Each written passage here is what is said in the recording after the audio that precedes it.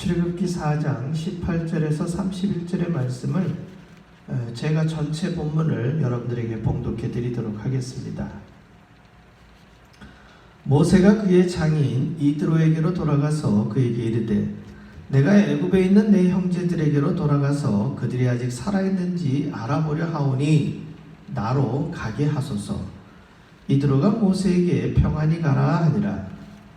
여호와께서 미디안에서 모세에게 이르시되 애굽으로 돌아가라. 내 목숨을 노리던 자가 다 죽었느니라. 모세가 그의 아내와 아들들을 나귀에 태우고 애굽으로 돌아가는데 모세가 하나님의 지팡이를 손에 잡았더라. 여호와께서 모세에게 이르시되 네가 애굽으로 돌아가거든 내가 내 손에 준 이적을 바로 앞에서 다 행하라. 그러나 내가 그의 마음을 완악하게 한즉 그가 백성을 보내주지 아니하리니 너는 바로에게 이르기를 여호와의 말씀에 이스라엘은 내 아들 내 장자라. 내가 내게 이르기를 내 아들을 보내주어 나를 섬기게 하라 하여도 내가 보내주기를 거절하니 내가 내 아들 내 장자를 죽이리라 하셨다 하라 하시니라. 모세가 길을 가다가 숙소에 있을 때에 여호와께서 그를 만나사 그를 죽이려 하신지라. 십보라가 돌칼을 가져다가 그의 아들의 포피를 베어 그의 발에 갖다 대며 이르되 당신은 참으로 내게 피난편이로다 하니 여호와께서 그를 놓아주시니라. 그때 십보라가 피난편이라 함은 할례 때문이었더라. 여호와께서 아론에게 이르시되 광야에 가서 모세를 맞으라 하시매 그가 가서 하나님의 산에서 모세를 만나 그에게 입맞추니 모세가 여호와께서 자기에게 분부하여 보내신 모든 말씀과 여호와께서 자기에게 명령하신 모든 이적을 아론에게 알리니라.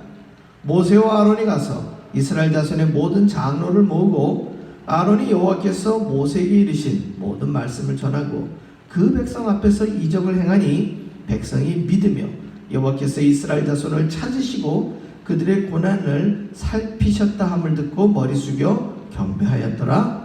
아멘. 오늘의 본문 조금 긴 내용을 담고 있는데요. 하나님의 지팡이를 손에 잡았더라 라는 제목으로 함께 은혜를 전하도록 하겠습니다. 우리는 지난 4장 초입에서 모세가 하나님께 소명을 받는 장면들을 보게 됩니다. 하나님의 소명이 무엇이었죠? 모세가 하나님께 명령을 받고 그 명령은 자기 백성 이스라엘을 애굽 땅에서 건져내는 거예요. 그래서 이 일에 대한 소명을 받고 지금 모세는 광야에서 자신의 거처로 돌아왔어요. 그런데 자신의 거처에 돌아온 모세가 장인 이드로에게 이야기를 하는데 받은 소명을 얘기하는 게 아니에요. 뭐라고 얘기하고 있습니까? 내가 애굽에 있는 내 형제들에게로 돌아가서 그들이 아직 살아있는지 알아보려 하오니 이렇게 되어 있어요. 이거는 지극히 인간적인 내용이지 지금 하나님의 소명을 자기에게 이야기 드리는 게 아니거든요. 아시다시피 출애굽기는 누가 쓴 거예요? 모세가 썼어요. 모세가 이 출애굽기를 쓰고 있는 장면에서 가장 실제적이고 가장 그 내용을 잘 알고 있는 사람인데 의외로 그 장면에서 우리 제3자가 보더라도 요즘 얘기하는 팩트, 사실을 기록하는 것이 아니라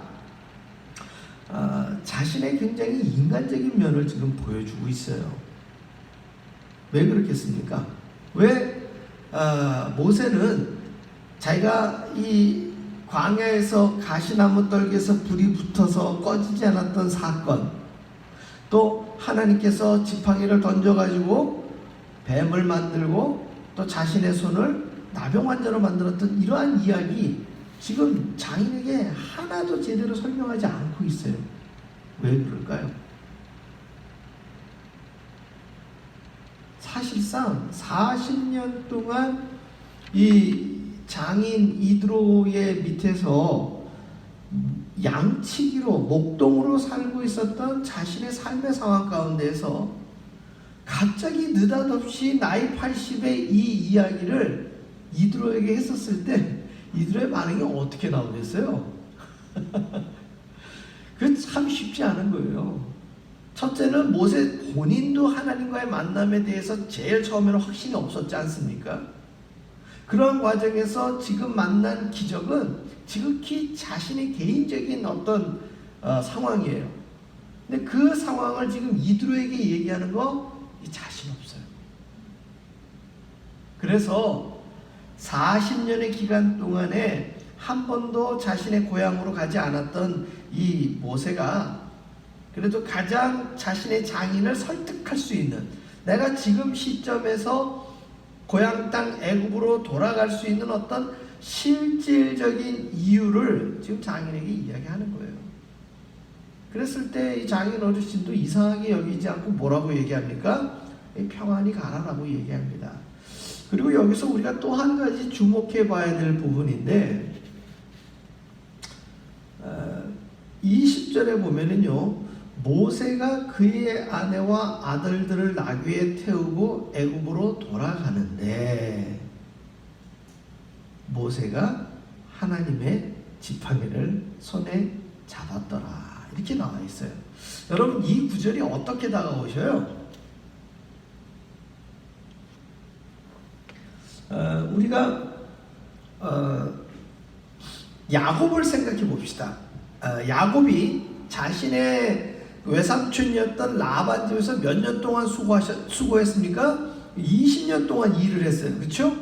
20년 동안 일을 하고 나서 뭐 모세처럼 지금 아버지와 친족들의 안부를 묻기 위해서 자신의 장인이자 외삼촌이었던 라반에게 나 집에 돌아가겠습니다 이렇게 얘기한 게 아니라 어떻게 됐습니까? 야반도주를 했었었죠. 야반도주를 하는 과정에서도 식솔들과 또 뭐가 있었어요? 자기 그 양들, 즉 자기 소유물이 굉장히 많았어요. 그 소유물이 어느 정도였느냐?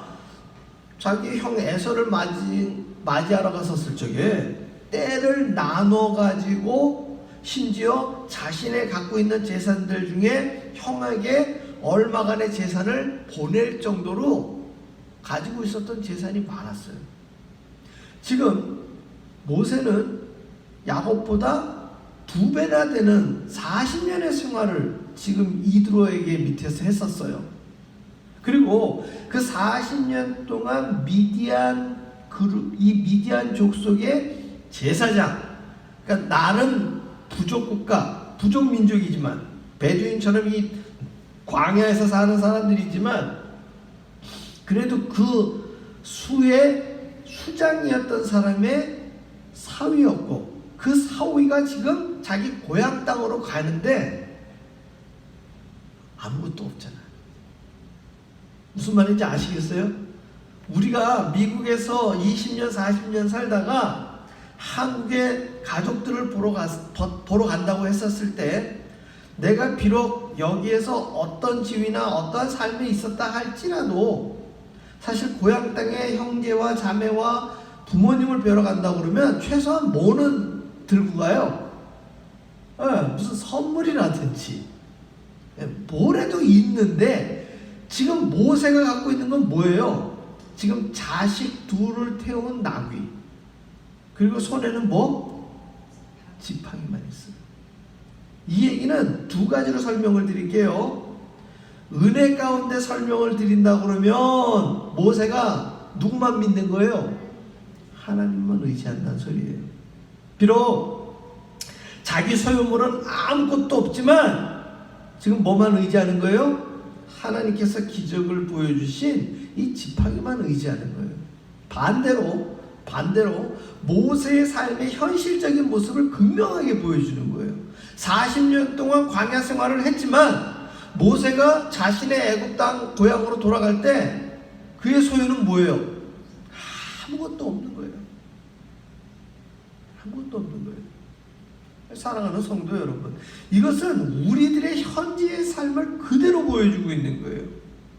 우리가 이 이민 생활, 해외에서 우리가 살고 있는 이 한인 생활, 정말 미국 사람도 아니고 또 21세기에 완전한 한국 사람도 아닌 이 양쪽 발을, 양발을 담그고 있는 이러한 삶의 시간 가운데에서 과연 하나님 앞에 우리가 내어놓을 수 있는 것은 무엇이고, 우리의 일가 친척이나 나의 어떤 친구들이나 내가 알고 있는 사람들한테 내가 내세울 만한 것이 무엇이냐 했을 때에 우리는 모세의 지팡이 하나 잡은 것처럼 우리는 하나님을 믿는 신앙만 내세울 것이 남아있는 것이지, 우리의 어떤 무슨 재산, 지식, 가족, 재물, 이것은 사실은 아무 의미가 없음을 우리는 오늘 성경을 통해서 보게 된다는 것이죠.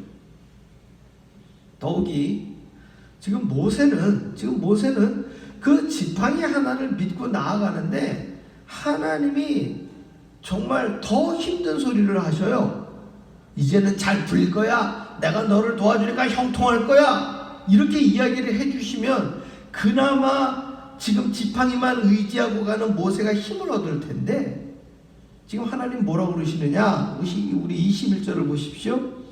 여호와께서 모세에게 이르시되 내가 애굽으로 돌아가거든 내가 네 손에 준 이적을 바로 앞에서 다 행하라. 그러나 내가 그의 마음을 완악하게 한즉 그가 백성을 보내주지 아니하리니. 이거는 지금 애굽으로 돌아가게 한 모세에게 짐을 하나 더 얹어주는 거예요. 바로의 마음을 상쾌하게 해줘가지고 사흘길 광야로 우리 여호와께 제사 지내러 나가는 길을 평탄하게 해줘야 되는데 그렇게 안 하겠다는 소리예요. 그러니 이것이 얼마나 더 힘든 이야기입니까?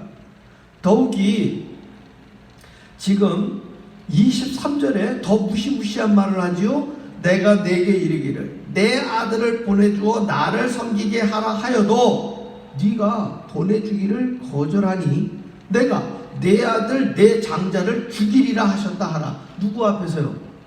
이게 애굽왕 바로 앞에서 하겠다는 얘기예요. 이 얘기는 쉽게 얘기하면 지금 애굽왕 바로를 뭐 하자는 얘기예요? 협박하자는 얘기 아니겠습니까? 지금 모세 본인은 어떤 존재예요?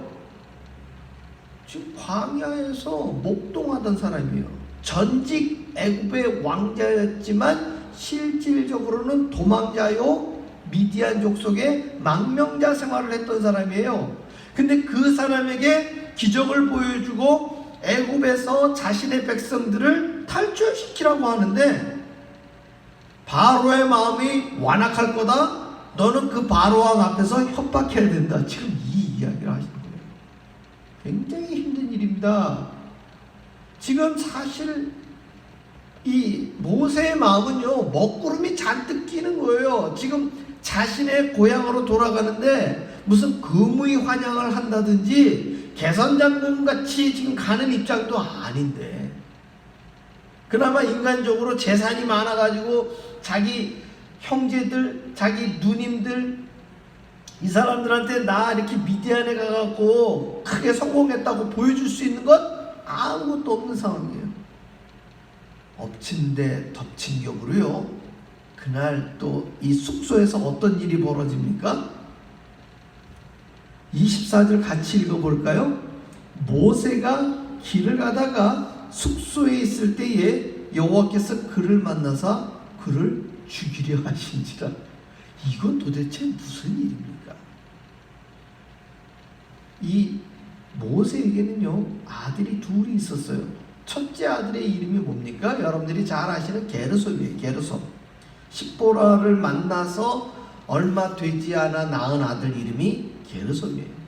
그런데 그 게르솜이라는 이름의 뜻이 뭐냐? 내가 이방에서 객이 되었다. 내가 이방에서 나그네가 되었다라는 거예요. 즉 타국의 나그네된 삶의 정체성을 누구에게 그대로 전가한 거예요? 아들이었던 게르솜에게 전가한 거예요. 이 게르솜을 자신의 정체성을 전가한 아들을 모세는 그래도 아직까지 유대인의 의식과 전통을 살려서 그가 난 지 8일 만에 할례를 행했어요. 그런데 이게 아내 십보라에게는요 청천벽력 같은 일이에요. 무슨 말입니까? 지금 깐난 아기를 낳았는데 그 아들의 생식기 끝에 있는 포피를 돌칼로 모세가 자른 거예요. 사실 십보라는 무슨 일을 행하는지 모르고 있다가 쳐다봤는데 지금 남편이 굉장한 일을 행한 것이지요. 이것이 십보라에게는 트라우마처럼 남아있어요. 저 남편 정말 큰일 날 일을 행한다. 이거를 모세가 아무리 십보라에게 설명을 해도 십보라는 자신들의 문화나 자신들의 행위에서는 이거 용납하기 어려운 거예요. 그랬을 때에 얼마간의 시차가 있는지는 알 수 없지만 둘째 아들이었던 엘리에셀이 태어났어요. 엘리에셀의 이름은요, 여호와께서 하나님이 나를 도우사 바로의 칼에서 구원하셨다. 조금 더 정확한 표현을 한다면 엘리에셀, 여호와께서 나를 구원하셨다라는 뜻이 그 이름에 담겨 있는 거예요. 그러니까 내가 이방에서 객이 되었다라는 이 표현과 하나님께서 나를 구원하셨다 이 표현을 놓고 본다면 모세가 광야에서 자신의 삶을 하나님께서 인도하셔서 이리 왔구나 하는 그 믿음의 결론이 내린 상황, 그 이후에 누가 태어난 거예요? 엘리에셀이 태어난 거예요. 그렇다면 최소한 게르솜은 나이가 30이 훌쩍 넘은 아들, 그렇죠? 장가는 아직 안 갔지만 나이가 30은 훌쩍 넘은 아들, 그리고 엘리에셀은 그보다 나이가 좀 적지만 어쨌든 아들이 둘이에요. 그 아들들을 십보라와 더불어서 지금 데리고 가는 중에 있었었는데 오늘 보세요. 25절에 십보라가 돌칼을 가져다가 그의 아들의 포피를 베어. 여기에서 아들은 누구를 얘기할까요? 게르솜이 아니라 둘째 아들 엘리에셀을 우리가 알 수 있어요. 자, 보세요.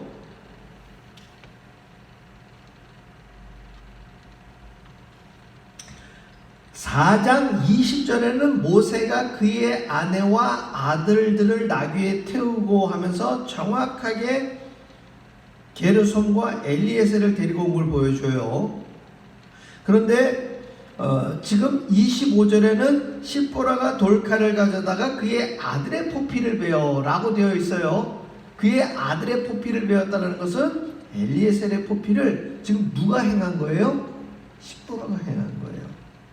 이유는 그의 발에 갖다 대며 이르되 당신은 참으로 내게 피남편이로다 하니 여호와께서 그를 놓아주시니라. 그때의 십보라가 피남편이라 함은 할례 때문이었더라 라고 성경은 기록하고 있어요.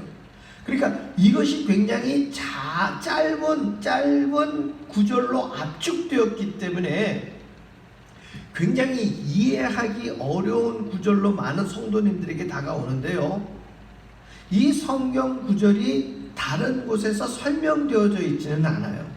아까 제가 설명드린 첫째 아들 게르솜이 태어난 다음에 모세가 행한 일이 십보라가 트라우마로 남았다라는 이것은 제가 목회자로서 이 구절들을 성도님들에게 설명드리기 위한 목회자의 주관적인 견해예요. 그런데 이 내용들을 우리가 여러 각도에서 살펴보고 특별히 출애굽기 18장 1절로 4절에 보게 되어지면 이 두 아들에 대한 이름의 뜻들 또 그 이름을 설명하면서 장인 이드로가 다시 데려오는 장면이 나와요. 왜냐하면 오늘 26절에 보게 되면 여호와께서 그를 놓아주신 다음에 그때 십보라가 피남편이라 하고 나서 이 아내와 아들들이 모세와 동행하지를 않았어요. 다시 미디안으로 돌아간 것을 의미한다는 거예요. 자, 이것이 굉장히 중요한 부분이에요. 지금 모세는 하나님의 소명을 받아서 떠나고 있는 과정에 있는데 자신의 장인에게도 지금 뭐라고 얘기한다고요? 가족들 안부이 얘기하면서 떠났단 말이에요. 십부라도 지금 갑자기 40년 동안 가만히 있었던 이 남편이 왜 갑자기 애국으로 돌아가자고 그러고 자기와 아들들을 데리고 가는지에 대한 구체적인 설명이 없었다는 얘기예요. 그러다가 그 밤에 일어난 이 사건으로 인하여 지금 모든 부분들에 대한 이야기가 서로 설명이 되었지만 그 밤에 된 이야기를 성경에 모세는 시시콜콜하게 설명하지 않았다는 거예요. 그래서 우리는 뭐에 주목하느냐? 오늘 말씀의 제목, 하나님의 지팡이를 손에 잡았더라. 누가 기록한 얘기예요? 모세가 기록한 거예요. 비록 눈에 보이는 상황 가운데서는 40년 동안 아무것도 모으지 못하고 누리지 못하고 자기의 소유로 여기고 있었던 건 마른 막대기 하나밖에 없었지만 하나님은 그 마른 막대기를 모세의 소명의 도구로 사용하시는 거예요. 모세는 그 와중에 소명을 받고 나오는 가운데에서도 뭐밖에 없었어요? 반신반의하는 내용밖에 없었고, 둘째 아들 엘리에셀이 할례를 받지 않은 것을 자신도 알고 십부라도 아는 상황 가운데에서 할례를 행하지 못한 이유는 누구의 반대 때문이었을까요?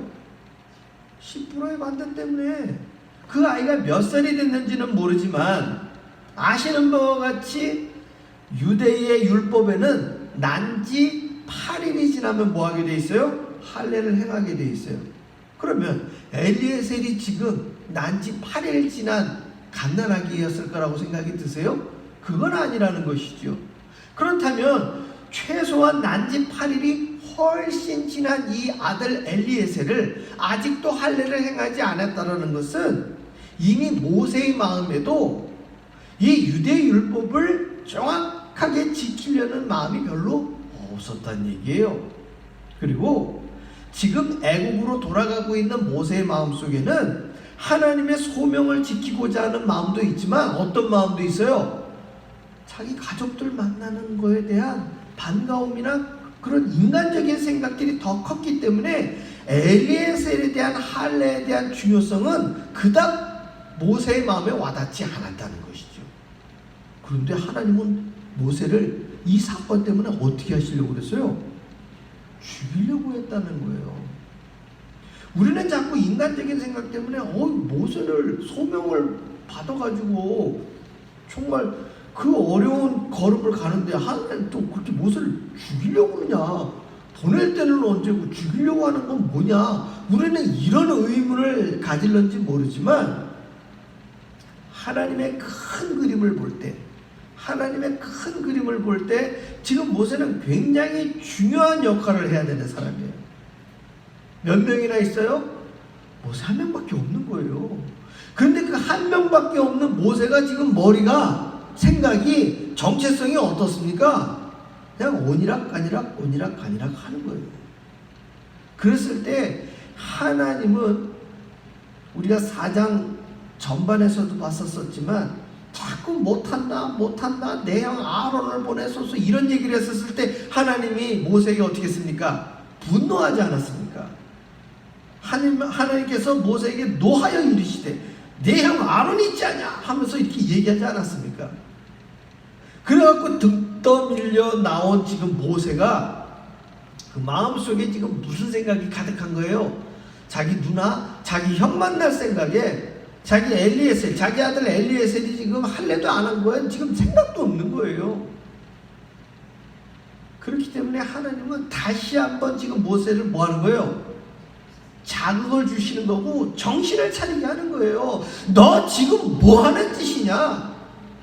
다시 한번 자극을 줬을 때에 옆에 서 있는 십보라가 오히려 돌칼을 취해서 지금 이 문제의 핵심이 무엇인지를 지금 알려주면서 우리가 지금 모세 당신과 동행하는 것이 적절하지 않다는 거예요. 적절하지 않다는 거예요. 사랑하는 성도 여러분, 우리가 신앙생활을 할 때 때로는요, 목회자인 저 역시도 제가 하나님을 온전히 섬기려고 할 때 오히려 가족들, 가정, 나의 실질적인 현재의 생활들에 저의 인간적인 마음이 왔다 갔다 할 때도 있어요. 왜요? 저도 사람이기 때문에. 마찬가지로 우리 성도님들이 신앙생활을 할 때 역시 이러한 문제들은 굳이 시시콜콜 언급하지 않더라도 오늘 예배의 자리 하나 지키는 것만 하더라도 늘 말씀드리지만 우리가 예배를 지킬 이유는 한 가지예요. 뭐예요? 내가 오로지 하나님께 예배 드리리라. 이 믿음, 이 결단 하나면 우리는 예배를 드리는 거예요. 그런데 우리가 예배 자리에 나오지 못하는 이유를 댄다면 얼마나 많이 있습니까? 오늘 말씀의 제목, 하나님의 지팡이를 손에 잡았더라.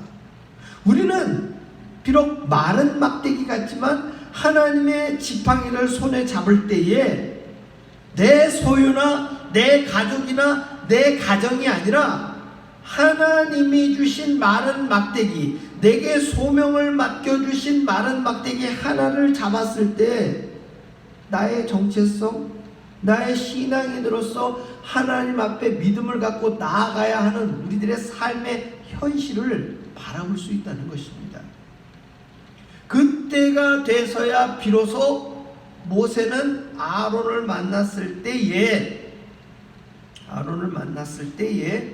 28절에 보게 되어지면 모세가 여호와께서 자기에게 분부하여 보내신 모든 말씀과 여호와께서 자기에게 명령하신 모든 이적을 아론에게 알리니라.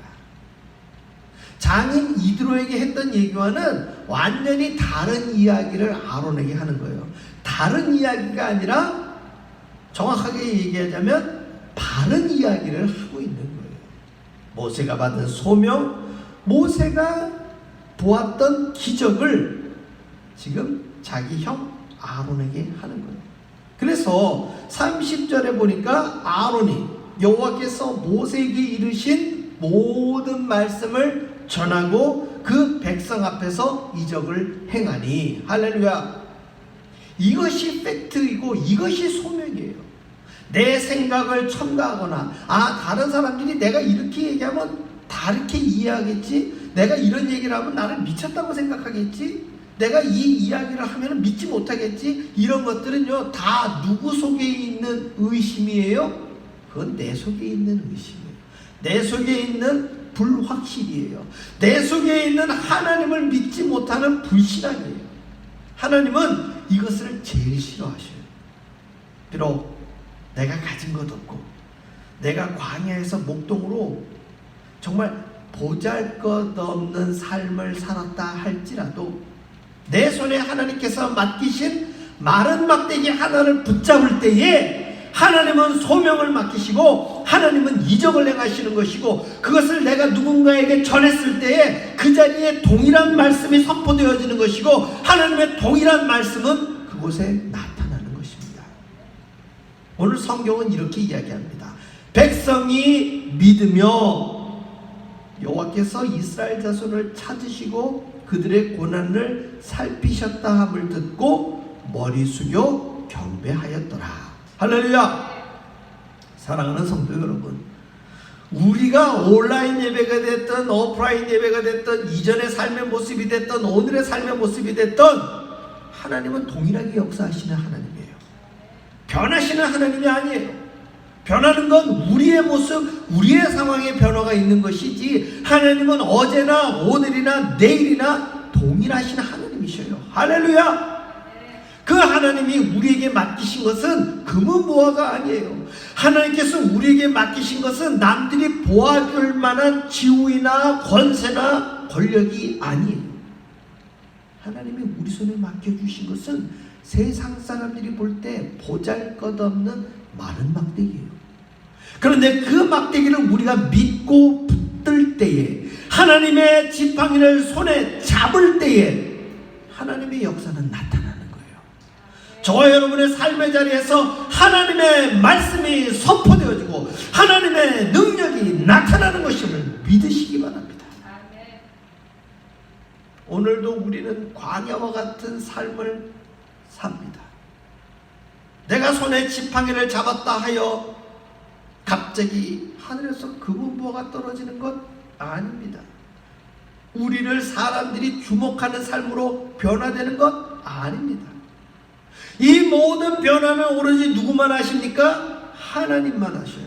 심지어 우리가 이것을 세상에 선포한다 할지라도, 바로에게 이야기한다 할지라도 그의 마음이 어떻게 된다고요? 완악해져요. 변화되지 않아요. 그럼에도 불구하고 우리는 그 길을 가야 하는 것입니다. 우리의 삶의 시간은 내가 정하는 것이 아니라 하나님이 정하십니다. 하나님은 그 길을 통해서 하나님의 계획을, 하나님의 큰 그림을 이루십니다. 그 믿음 가지시고 하나님의 지팡이를 손에 잡고 나아가시는 저와 여러분의 삶이 되시기를 주의 이름으로 축원합니다. 기도하겠습니다. 할렐루야. 아버지 하나님, 주께서 맡기신 소명이 마른 막대기에 있음을 믿게 하여 주시옵소서. 우리는 세상에 속한지라 하나님께서 무엇인가 맡기시면 보암직도 하고 먹음직도 한 것이라 생각할 때가 얼마나 많은지 모릅니다. 탐스럽기까지 한 그것을 취하면 세상의 권자를 얻을 것만 같은 폼나는 우리는 그것을 잡으려고 오늘도 어쩌면 허망하게 세상에 취해 있는지도 모릅니다. 그러나 하나님은 우리를 각인시키시고 자각시키시고 깨닫게 하시어서 하나님의 맡기신 마른 막대기를 손에 쥐고 바로에게 나아가야 함을 깨닫게 하시는 하나님이신 줄 믿습니다. 그 하나님을 믿고 우리의 삶을 믿음으로 나아갈 때 비록 바로 앞에 가서 선포한다 할지라도, 그의 마음이 완악해진다 할지라도 믿음을 갖고 선포하며 나아가는 우리들의 삶이 될 수 있도록 주님 역사하여 주시옵소서. 간절히 구할 때 우리 구주 예수님 이름 받들어 기도하옵나이다. 아멘.